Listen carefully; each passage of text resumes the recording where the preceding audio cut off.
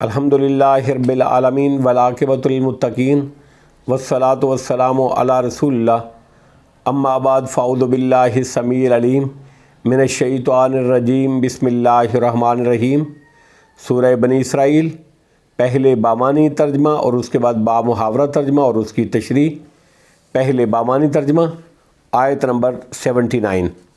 وَمِنَ اللیل، اور کچھ حصہ رات سے بھی، فتہجد، پس آپ تہجد پڑھیں، بہی، اس قرآن کے ساتھ، نافلۃ لک، اس حال میں کہ یہ زائد ہے آپ کے لیے، عسیٰ، قریب ہے، ان یبعثک، کہ کھڑا کرے آپ کو، ربو کا، آپ کا رب، مقام محمودہ، مقام محمود میں۔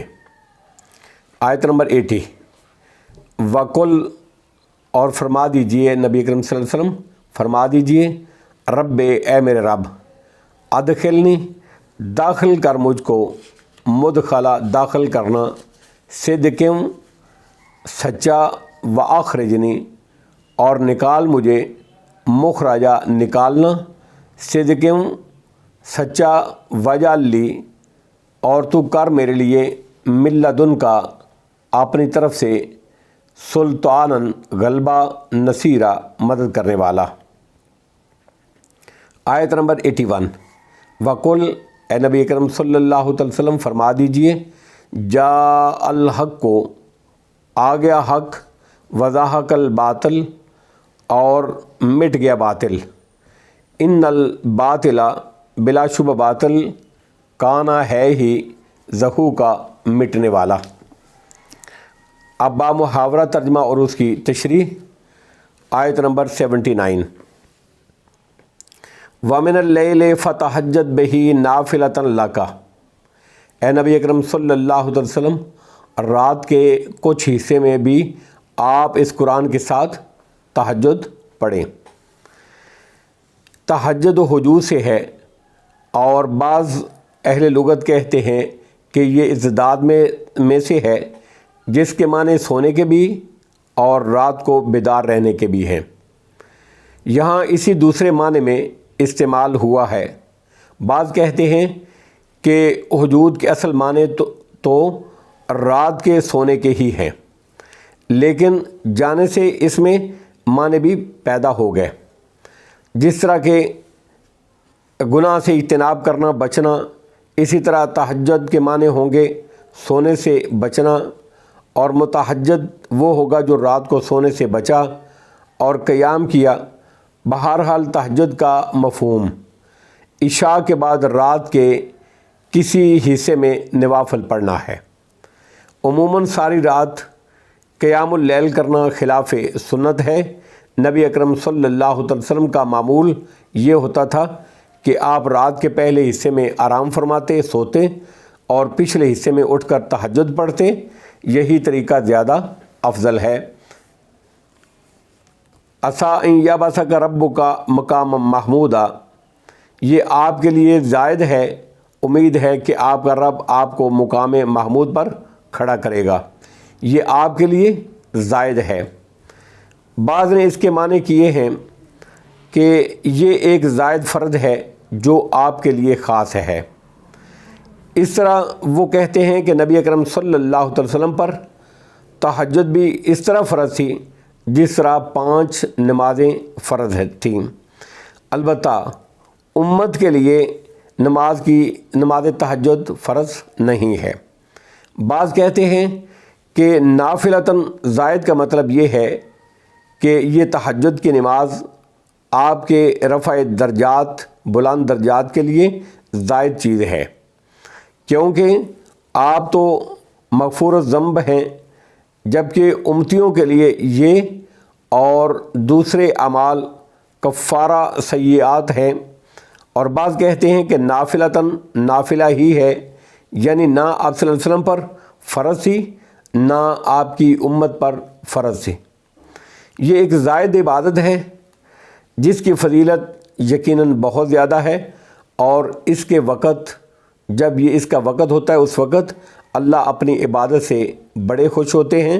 تاہم یہ نماز فرض اور واجب نہ نبی اکرم صلی اللہ علیہ وسلم پر تھی اور نہ آپ کی امت پر فرض ہے۔ عسیٰ ان یبعثک ربک مقاما محمودا، یہ آپ کے لیے زائد ہے، امید ہے کہ آپ کا رب آپ کو مقام محمود پر کھڑا کرے گا۔ یہ وہ مقام ہے، مقام محمود، جو قیامت والے دن اللہ رب العزت نبی اکرم صلی اللہ علیہ وسلم کو عطا فرمائیں گے، اور اس مقام پر ہی آپ وہ شفاعت عظمیٰ فرمائیں گے جس کے بعد لوگوں کا حساب کتاب ہوگا۔ آیت نمبر 80، وَقُلْ رَبِّ أَدْخِلْنِي مُدْخَلَ صِدْقٍ وَأَخْرِجْنِي مُخْرَجَ صِدْقٍ وَاجْعَل لِّي مِن لَّدُنكَ سُلْطَانًا نَصِيرًا۔ اے نبی اکرم صلی اللہ علیہ وسلم فرما دیجئے، اے میرے رب، داخل کر مجھ کو سچا داخل کرنا اور نکال مجھ کو سچا نکالنا، وَاجْعَل لِّي مِن لَّدُنكَ سُلْطَانًا نَصِيرًا، اور مجھے اپنے پاس سے مدد دینے والا غلبہ عطا کر۔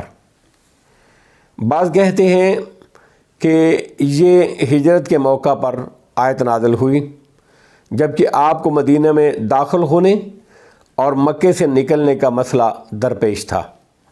بعض کہتے ہیں کہ اس کے معنی ہیں مجھے سچائی کے ساتھ موت دینا اور سچائی کے ساتھ قیامت والے دن اٹھانا۔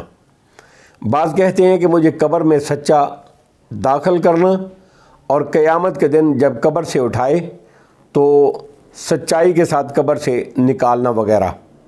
امام شوکانی رحمہ اللہ فرماتے ہیں چونکہ یہ دعا ہے اس لیے اس کے عموم میں یہ ساری ہی باتیں آ جاتی ہیں۔ آیت نمبر 81، وَقُلْ جَاءَ الْحَقُّ وَزَهَقَ الْبَاطِلُ، اور اے نبی اکرم صلی اللہ علیہ وسلم فرما دیجئے حق آ گیا، وَزَهَقَ الْبَاطِلُ، اور باطل مٹ گیا، اِنَّ الْبَاطِلَ كَانَ زَهُوقًا، بے شک باطل تو مٹنے ہی والا ہے۔ صحیح یہ حدیث صحیح بخاری کی حدیث نمبر 4720 ہے اور صحیح مسلم کی حدیث نمبر 1781 ہے۔ حدیث میں آتا ہے کہ فتح مکہ کے بعد جب نبی اکرم صلی اللہ علیہ وسلم خانہ کعبہ میں داخل ہوئے تو وہاں 360 بت تھے۔ آپ کے ہاتھ میں چھڑی تھی، آپ چھڑی کی نوک سے ان بتوں کو مارتے جاتے اور فرماتے جاتے وَقُلْ جَاءَ الْحَقُّ وَزَهَقَ الْبَاطِلُ، اور فرماتے جاتے کہ حق آ گیا اور باطل چلا گیا، باطل مٹ گیا، اور فرماتے جاء الحق وما یبدل الباطل وما یعید، حق آ گیا اور باطل پہلی بار ابھر سکا نہ دوبارہ ہی ابھر سکے گا۔ پڑھتے جاتے اور ساتھ ساتھ چھڑی مارتے جاتے۔ واللہ عالم بالصواب، وآخر دعوانا ان الحمد للہ رب العالمین۔